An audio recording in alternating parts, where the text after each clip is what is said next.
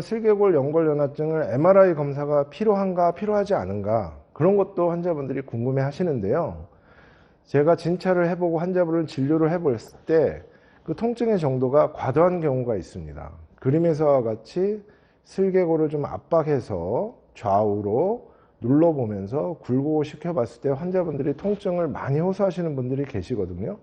그럴 때는 연골연화증의 정도가 심할 수도 있고요. 또 하나는 그림의 MRI에서 보는 바와 같이 이건 제 환자의 경우입니다. 엊그저께 방문하신 분인데요. MRI에서 보시면 관절막의 일부, 이걸 우리가 추벽이라고 하거든요. 이 관절막의 일부가 슬개골과 대퇴골 사이에 끼어 있는 환자분들이 계십니다. 그래서 이런 분들은 병적인 추벽, 뭐 추벽이라고 하면 용어가 좀 생소하실 수도 있는데요.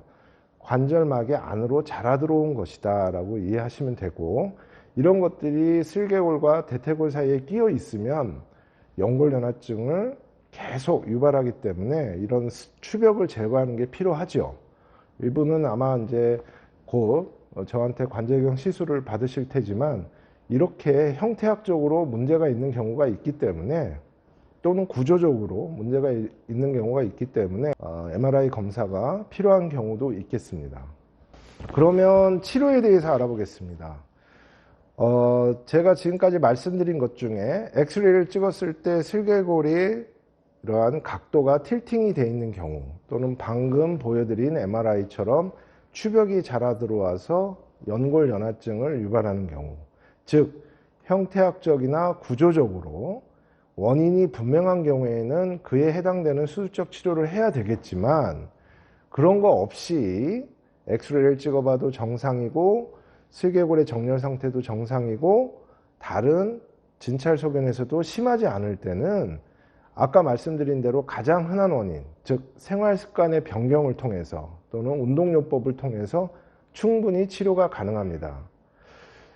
제가 치료를 강조해 드리고 싶은 이유는 그림에서 보는 바와 같이 이 연골이 말랑해진 상태를 그대로 방치하면 다시 한번 보여드리는 그림처럼 균열이 생기고 영구적인 연골 손상으로 될 수 있기 때문에 엑스레이나 MRI상 형태학적으로 정렬 상태라든가 구조적인 문제가 없는 경우라도 치료를 받는 게 좋겠습니다. 그럴 경우는 물론 수술적 치료가 아니죠. 그래서 무릎을 90도 이상 구부리는 자세를 피하시고요. 지금 보여드리는 그림에서는 피해야 될 생활습관의 자세를 간략하게 표시해 드리는 건데요. 좌식 자세, 또는 반복적으로 바닥에 앉았다 일어나는 자세, 또는 간혹 근력 운동을 하신다고 스쿼트 운동을 하실 때 딥 스쿼트, 무릎을 막 90도 이상 구부리는 스쿼트 자세, 이런 것들은 피하는 게 좋겠습니다. 물론 평생 이런 자세를 취할 수 없는 건 아니고요. 짧으면 2주, 길면 4주 정도 이런 생활 패턴에 대해서 자기가 관리를 한다면 수술하지 않고서도, 또는 이런 대증적인 치료를 통해서도 충분히 호전될 수 있고 영구적인 연골 손상으로 진행하지 않을 수 있습니다. 그래서 물리치료하고 단기간의 진통소염제, 그런 치료가 필요하겠죠.